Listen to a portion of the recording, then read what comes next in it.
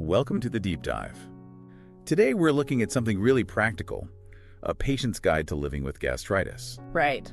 Our goal is to get a real sense of, the day-to-day impact, what worries people face, and the strategies that actually work in real life. Exactly. We're moving beyond just the clinical facts today. This is about the human side, what it actually feels like to manage a chronic thing like this. And how people, find their way through it.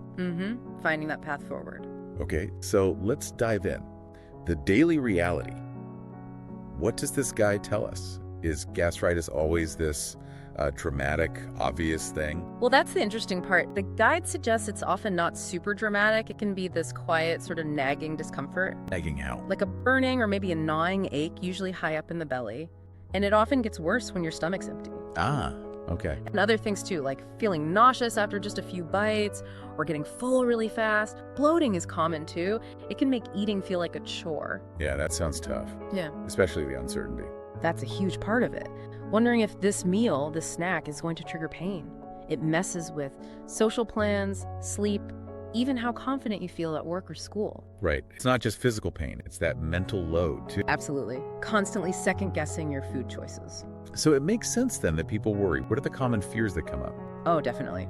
Fear of something more serious is a big one. Ulcers, even cancer, especially if symptoms drag on or if it runs in the family.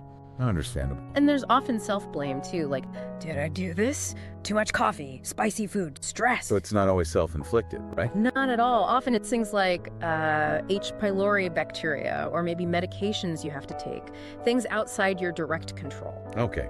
What about diet? People worry about super restrictive diets, don't they? They do. And while, some initial changes might feel strict, the guide reassures that most people find their own balance, a way to eat enjoyably. Good to hear. And medications, like long-term acid reducers. Concerns about those are valid, but providers usually see them as tools for a specific time, to calm things down, then they're tapered off. It's not usually a life sentence. Like a temporary support. Exactly, like a cast on a broken bone. Helps it heal, then you build strength back yourself. So if it's less about strict rules and more about, detective work on your own body, Yeah. what practical steps does the guide suggest? Personalization is key. A simple symptom meal diary is a great start. Just writing stuff down. Yeah. When did it hurt? What did you eat or drink? Right. Coffee. Stress levels. Sleep quality. After a week or two, patterns usually start to pop out. Okay.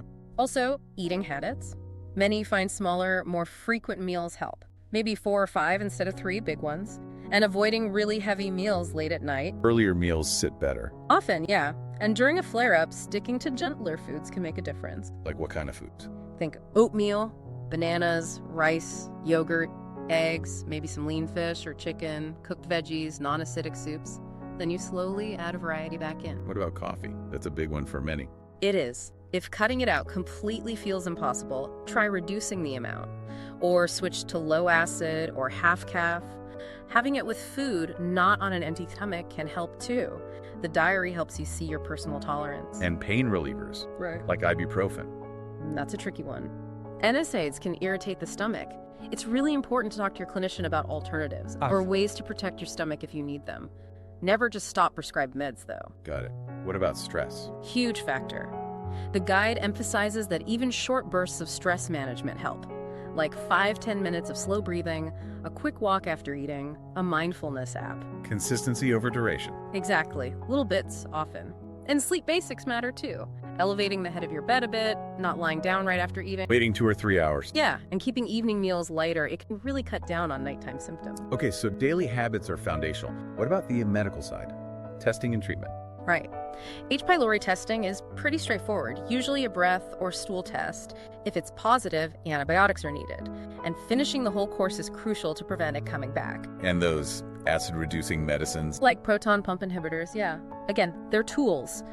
Used for a set time to let the inflammation heal while you work on the lifestyle stuff. Then tapered off with medical advice. Super important point.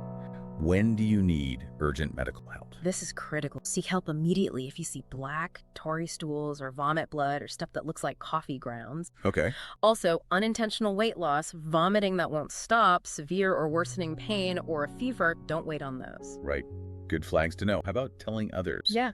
Navigating social situations. Yeah, communication helps. Maybe share a simple flair plan with people you trust. Just, here's what happens, here's what helps me, small meals, water, maybe a quiet break.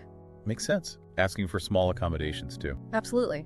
At work or school, maybe flexible meal breaks, easy access to water, simple things. And family meals. Suggest meals that generally work for everyone, maybe with personal add-ons like sauces or spices so others get flavor, but you avoid your triggers.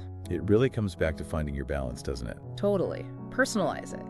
Know your short list of definite triggers, but focus more on your big list of safe or green light foods. And celebrate the wins. Yes. Fewer bad days, sleeping better, successfully reintroducing a food you like. Acknowledge that symptoms might fluctuate with stress or travel, but know that going back to your basics usually helps regain control. So the big takeaway seems to be that while living with gastritis is a challenge, it is manageable with the right understanding and these practical, personalized strategies. Absolutely. It's empowering. And it makes you think, how could these principles we've talked about, mindful observation, personal adaptation, finding what works for you, how could they apply to other parts of your health and well-being?